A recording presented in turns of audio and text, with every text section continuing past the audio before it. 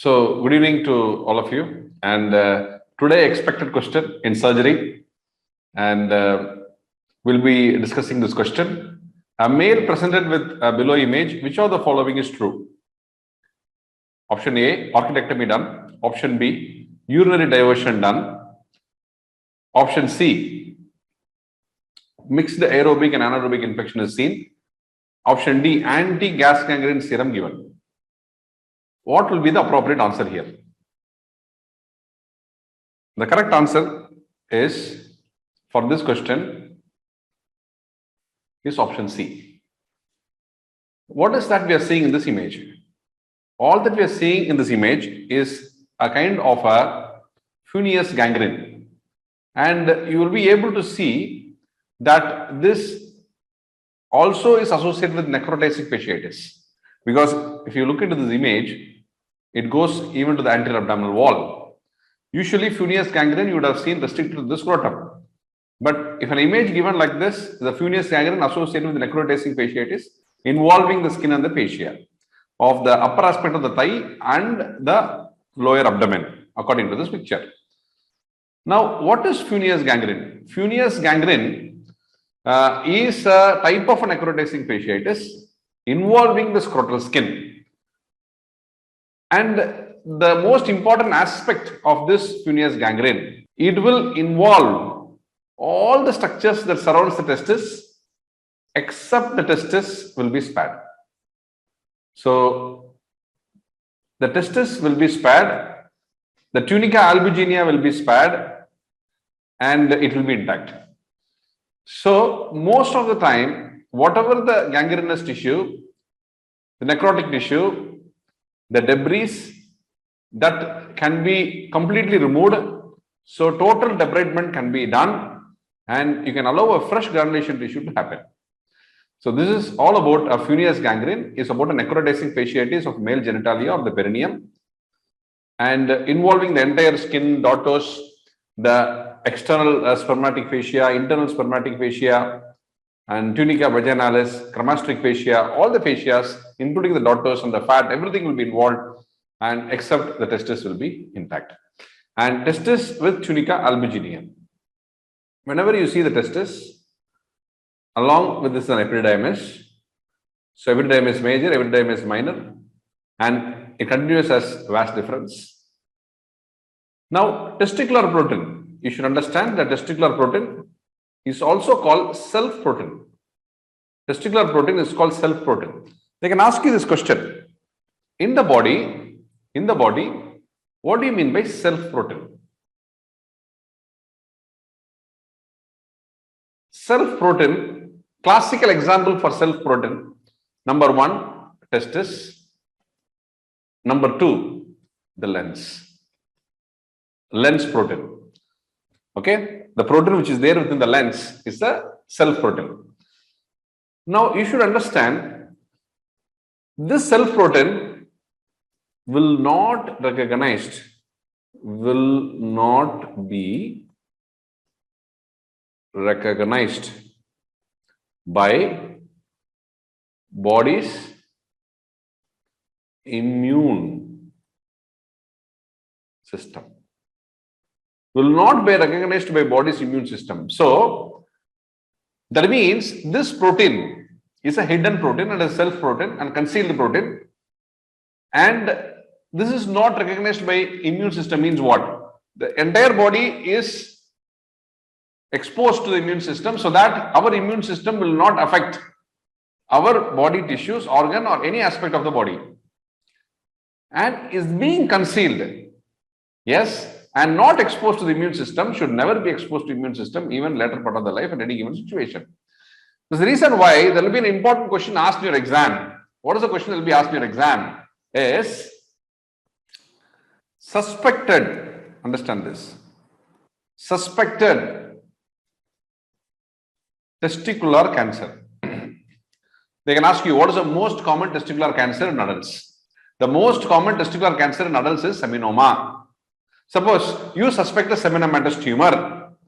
A patient comes to you with a heaviness in the testis, sudden increase in size of one of the testes,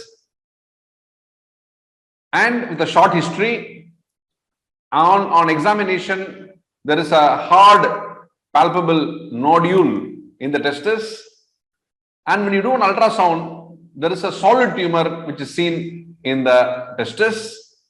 So you have a suspicion because of this is most commonly seen in elderly age group. Suppose the given patient here is more than 60 years and you have a high suspicion of a testicular cancer. The question here is, what will be the next step? What will be the next step in the suspected testicular cancer? The next step in the suspected testicular cancer is what? Can you do a FNAC? Can you do a fine needle aspiration cytology to look into whether this testis has a cancerous or malignant cells or not? Now try to understand, in a suspected testicular cancer, you will never understand, you will never do a transneedle scrotal biopsy. You will never do a transneedle scrotal biopsy because you will breach the testicular barrier. The testicular barrier is tunica albuginea. So tunica albuginea can be breached and the self protein can get exposed. There are two things which can happen here. What two things can happen? If it is going to be malignancy, doing a transneedle scrotal biopsy can cause spillage of malignant cells. Spillage of malignant cells that can come out of the testis, out of tunica albuginea, tunica vaginalis, internal spermatic fascia, cremasteric fascia, and external spermatic fascia, dartos, and skin. So it can come on to the layers of the covering of the testis. So it can deviate from the oncological principles of surgery. So that is one aspect. If suppose the given suspected nodule or a tumor in the testis turned to be benign, what can happen? You can expose this testicular protein, yes, by breaching the layers of the testis, especially tunica albuginea, and you can expose that into the immune system. So once you expose the immune system, the immune antibody itself will destroy the testis. So there could be an auto destruction of the testis that can happen if it is going to be benign. So either ways, okay? So auto destruction by the immune system of the body to destroy the testis because it is being exposed now. Understood? So things are very clear. In a suspected testicular cancer, you will never ever do a transneedle scrotal biopsy. Doing a transneedle scrotal biopsy, number one, if it is going to be malignancy, it can deviate the oncological principle of surgery. It can cause spillage of cells from the testis into the layers of the scrotum. Because the regional lymph node for testis is para-aortic lymph nodes. So the next step of spread for a testicular cancer is going to be para-aortic.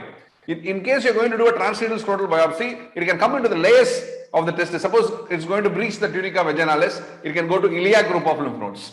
In case if it is going to the skin, dartos, skin and external spermatic fascia and all those layers, it can go to the inguinal lymph nodes. So what could be an early stage of a cancer? You can, by doing this biopsy technique of transneedle scrotal biopsy, you can make them to move on to second and third stage of the cancer. So it should be avoided. And next, if it's going to be benign, there will be self-exposure of self-protein. Will expose the self-protein of testicular protein to the immune system and can cause auto-destruction. 2 points over. Now they can ask you, similar appearing question elsewhere. Where else you will not do a needle biopsy in the body? Very important question. One, I said testis. Number two, I will say pheochromocytoma. See, in pheochromocytoma, you will not do a needle biopsy because of the risk of bleeding, number one. Number two, because of the risk of hypertensive crisis. It can lead to hypertensive crisis. One, it can cause bleeding and it can cause hypertensive crisis. And next will be any vascular tumor in the body. Any vascular tumor in the body, you will avoid hemangioma, angiosarcomas, any of those vascular tumor in the body, you will definitely avoid doing a needle biopsy. So this all you need to definitely know. And also, yet another tumor that you should avoid needle biopsy is hepatic adenoma. Because it is also a vascular tumor. It can also cause bleeding. So 4 things that you will remember for needle biopsy should be avoided. 1 is the suspected testicular cancer. Number 2 is pheochromocytoma. Number 3 is any vascular tumor of hemangioma or AV malformation or any of those vascular related tumors. You should not, and hepatic adenoma you should avoid. So these are the 4 things that you avoid needle biopsy. Very clear? And similarly for lens. That's the reason why any trauma to the lens, generally lens does not rupture. Suppose lens ruptures and testicular proteins are exposed, then it can cause destruction of the testicular protein and it can lead to blindness. Okay, and of course this will be temporary and you can replace the lens in case it is not proceeding to endophthalmitis. Is it clear for all of you? Yes, great. So we have seen very important point that one reason that we started discussing is because tunica albuginea is so resistant to necrotizing fasciitis. Yes, and the testis is well preserved.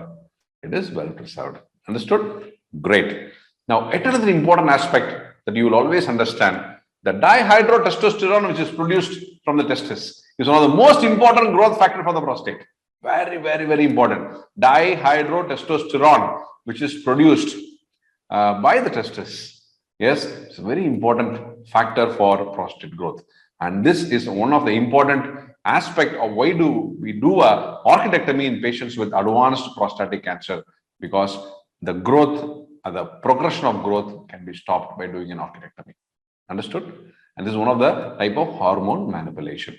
And not only that, dihydrotestosterone, yes, dihydrotestosterone, 5-alpha reductase inhibitor. Yes, 5-alpha reductase inhibitor. And finasteride. Finasteride is an important drug that is given in BPH, benign prostatic hypertrophy, that will act on 5-alpha reductase inhibitor. Yes, where the level of dihydrotestosterone level will be drastically reduced. Understood? Yeah. Now let us just finish this question and we call it a day. Yes, Funes gangrene is a necrotising fasciitis of male genitalia and the perineum that can be rapidly progressive and fatal, not treated promptly. The mortality rate has been reported as high as 67%, and risk factors of Funes gangrene include perirectal abscess, diabetes, obesity, chronic alcoholism. Diabetes, very, very important factor. The often polymicrobial, and it is said peptostreptococcus, aerobic and anaerobic organisms, peptostreptococcus, very, very important.